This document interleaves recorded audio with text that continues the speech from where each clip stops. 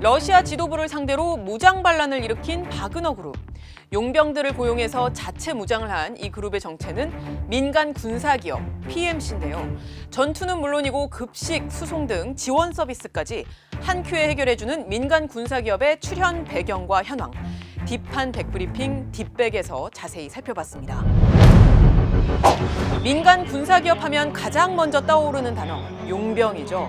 그리스 스키타이 기병, 크레타 군병 등 인류의 가장 오랜 직업 중 하나가 바로 용병이기도 합니다.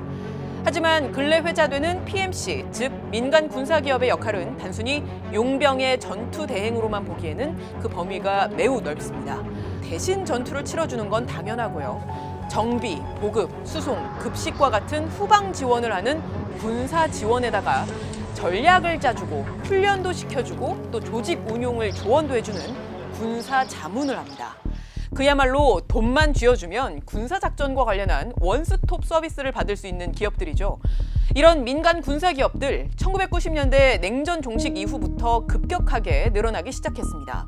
한 연구 자료에 따르면 냉전이 종식된 이후 영국은 전체 병력의 3분의 1가량이 감축됐고요.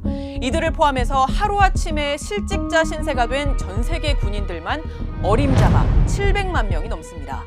덩달아 각종 무기도 헐값에 시장에 나왔죠. 얼핏 생각해보면 냉전이 종식됐으니까 평화가 찾아온 거 아니야? 라고 생각하실 수도 있을 텐데요.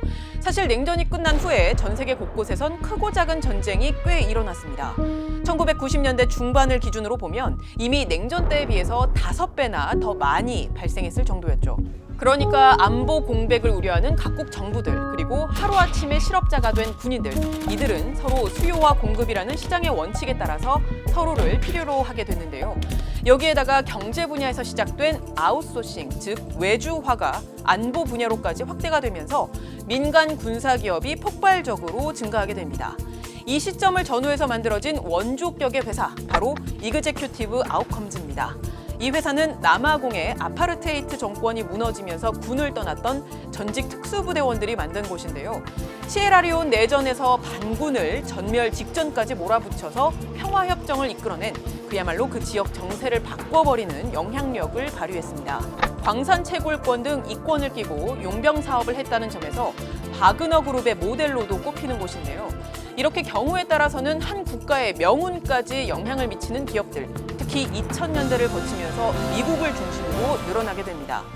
2010년 한 연구 자료에 따르면 이라크 전쟁에서도 또 아프간 전쟁에서도 미국 민간 군사기업의 참여가 정규군과 비슷한 수준이거나 더 많았습니다.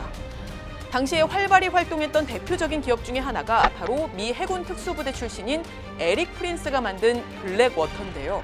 이 기업은 이라크 전쟁을 계기로 크게 활약했는데 2007년 바그다드에서 이라크의 어린이와 여성 등 민간인 17명을 살해하는 사건으로 국민적인 지탄을 받으면서 이름을 지로 바꿨다가 2011년에 다시 아카데미라는 이름으로 바꾸기도 했습니다. 전 세계 약 170여 개 기업에서 30만 명이 일을 한다는 추정이 있기는 하지만 전 세계 기업의 규모나 숫자에 대한 명확한 통계가 없어서 정확한 현황 파악이 쉽지 않습니다. 그럼에도 시장 규모가 계속 커지고 있다는 분석은 심심치 않게 나오고 있는데요. 한 통계에 따르면 세계 민간 군사기업 시장 규모 지난해 2,043억 달러, 우리 돈 265조 원이었는데 5년 뒤엔 3,162억 달러, 약 411조 원대가 될 것으로 분석되기도 했습니다.